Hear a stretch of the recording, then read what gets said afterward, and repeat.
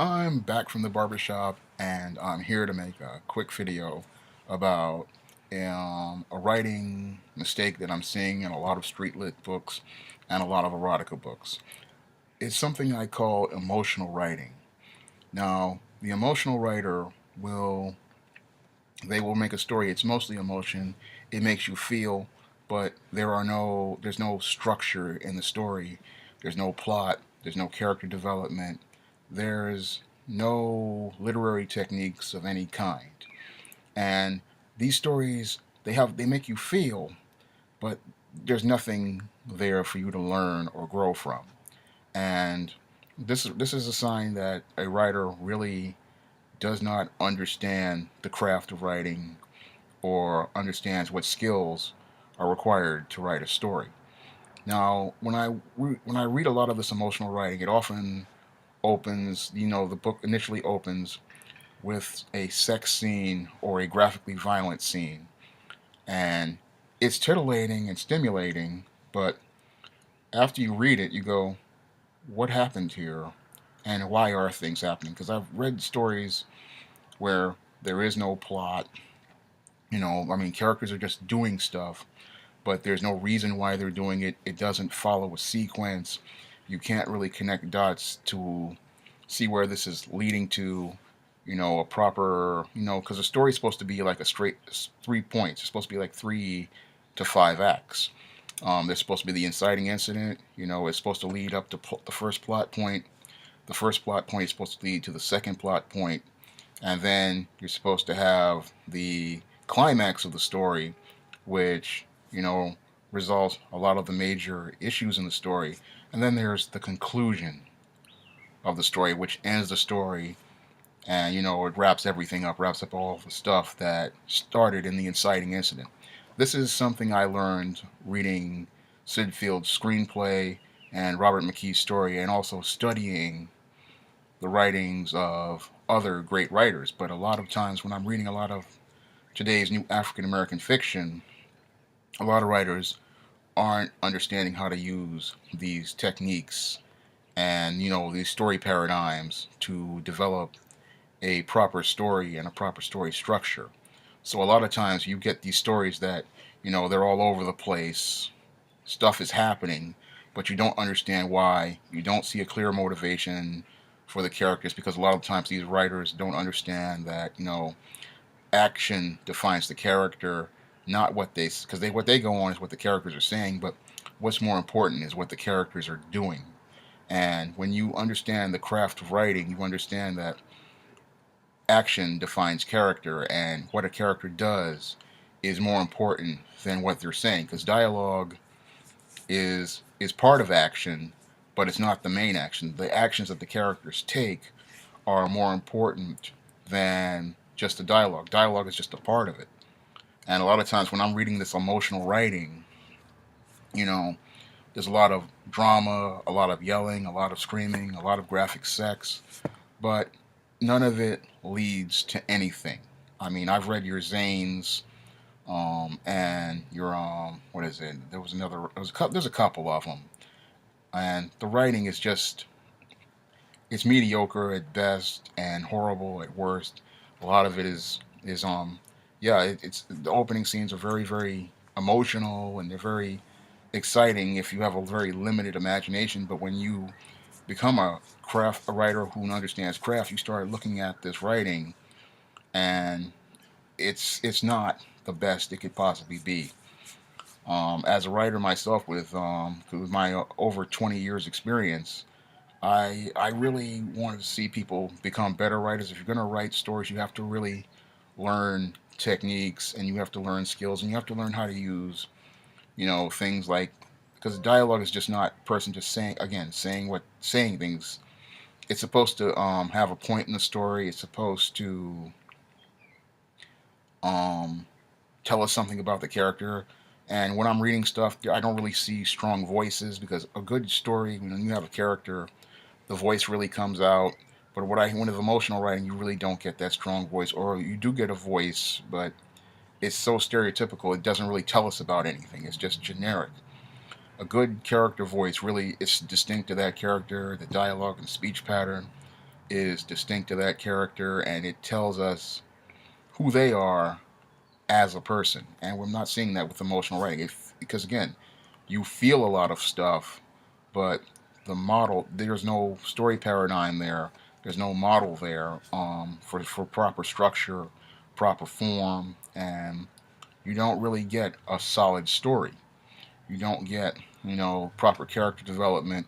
So we never see, you know, how the actions of the main character lead to the first plot point, which really gets the story moving and then moves us to the second plot point, and then that leads us again to the climax and then to the final conclusion of the story. But we don't get there with emotional writing. What we get is random stuff happening for 100, 150, 200, 300 pages, and then we get some kind of, abruptly thrown up ending. And that's bad writing. I mean, everything when you do a story, and when I do novels like Theta's Temptation of John Haynes and A Recipe for Success, I try to make sure that there's a paradigm I'm following. Even in the screenplays I do, like All About Marilyn, and shorter works like my All About Nikki book, season one book, and the ISIS series, I make sure everything follows a structure and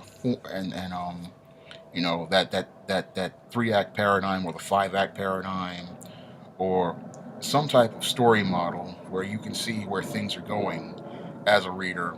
And then, because when you use the proper technique, when you use the story paradigms and the story models, it helps the story flow smoother, and the reader can see where things are going and understand why these characters are doing what they're doing, and understand that why the conclusion came to that conclusion. But you don't see that with a lot of this street lit or these stories about these pastors or any of these other African American fiction. I used to see it in the '90s when we had with the earlier books. Your other early books out here. Your Terry McMillans and your other writers like Connie Briscoe and I forget the other one she did.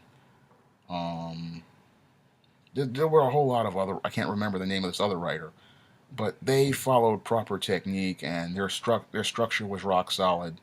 So that when they wrapped the form of their story around that structure, the story flowed smoothly from point A to point B, and we got to the conclusion. We understood why the characters were doing what they were doing.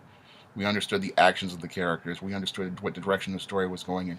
We don't see that with a lot of today's, a lot of the self-published, not enough self-published, but the street lit books and the erotic. Because I've even seen published books that follow this dysfunctional paradigm from trade publishers, and because I'm not going to attack self-publishers because I've seen some bad books that follow the same dysfunctional paradigm again from trade publishers. So I understand what emotional writing is, and I've seen because it's books like Twilight follow it.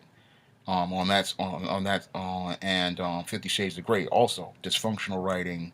You know, right there they use a lot of Mary Sue's in 50 Shades of Grey. They have a Mary Sue, which is also another bad a sign of emotional writing because that means you're too emotionally involved with the character.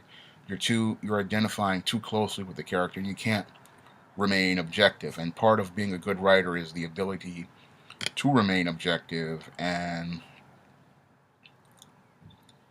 present all of the action in a way that the reader sees how the conclusion came to this point.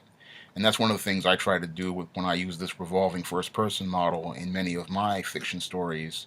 I try to make sure that the reader is an observer and they're watching the action and they're coming to their own objective observations about what's going on in the story.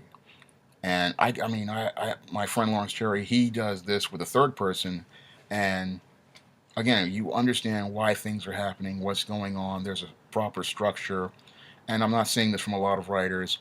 Um, in genres like street lit or erotica or even some black fiction, and because it's emotional. Because when you come from your emotions, yeah, the story feels good on paper, but when you start deconstructing the novel and deconstructing the story points, you don't see where everything follows. You can't follow where everything. You can't follow the characters and follow how they came up to this conclusion or why they acted this way. You don't get a sense of what motivates them. All you're in is in the moment. And when you're an emotional writer, you're in the moment, but that's not going to help the reader get an understanding of things and what your story is about, and or even connect with the characters past the emotional level. Because as a writer, you have to make characters that people identify and relate to. And when you're an emotional writer, I feel the characters' emotions, but I don't identify with them on other levels. I don't relate to them as people or see their experience as significant to my own experience. And that can be very detrimental when you're trying to put a story together. I mean, it just prevents the reader from, immersing themselves in the work and imagining themselves in this world that you've created. It takes it. I mean, I really look at it as when you're again. There's more to writing than emotion. You have to really learn, proper technique, proper form, proper skill set. As a writer, you have to learn things about, plots, character development, structure, um, direction. It's almost like, because all of these things go into making a story that the reader can, experience and come to experience. And you want to give the reader the best reading experience possible. And in order to do that, you have to break past emotion and start seeing the story from an objective perspective. I mean, when I write stories, I have to, with the first draft, I often just put it away and leave it alone for a while so that I can come back at it from an objective view and, make sure that, I'm doing things that follow a sequence of logic, um, taking a second look at these characters' motivations, taking a look at, the techniques that I'm using so that I can put things in there. I can see with the ironies and the foreshadowing and the symbolism, and put that stuff at the forefront. Because not at the forefront, well, at the forefront, so that the reader can get a better understanding of the characters and what they're doing and why they're doing it. And you don't see that with emotional writing. It's just it makes you feel, but you don't grow from the reading. You don't grow from the reading experience. And it's important that the reader grow from the reading experience because they have to learn the lesson that you're telling in the story. And if they can't learn the lesson because they're so busy feeling, then what's the purpose of reading the book? The whole purpose of reading is for the reader to learn something from what they've read. And when you have a good story, people not just they don't just read the story, they learn something from it, and they take what they've learned from that story and apply it to their own personal lives. Some people become so personally connected to what they've read that it helps shape part of their lives, and that's what a good story is supposed to be. And that's why it's important for people to break past the emotional level of writing and really come to understand the crafts and techniques of writing. And I really urge a lot of writers out there to really start. If you want to do this writing, you really have to go out there and pick up books like Sid Field's Screenplay or Robert McKee's Story. There's a couple others out there you need to pick up. Go to some of these writing websites, um, and really try to build up your craft. Because I'm always trying to build up my craft. I'm trying to learn to do different things, and I'm always looking at different story models, different paradigms, and for stories, going and trying to do different things with writing, so that I can give the reader the best reading experience possible. And I really want to see other writers, break out of that emotional model, because emotional writing, it will hold you back eventually, because you're going to reach a point where the reader is going to say, I'm feeling something, but I'm not getting anything out of this outside of, titillation and, titillation. That's all you're getting out of it. I mean, yeah, I mean, the sex scene is very titillating, but it's not going to give the reader um, anything to learn from or to grow from. And I really urge, I really urge you, yeah, again, to go out there and study writing. I mean, because it's a great hobby, and even you can even turn it into a business like I have, and you really want to give the readers the best experience possible. That's all I have to say for this video. You can comment, rate, and subscribe.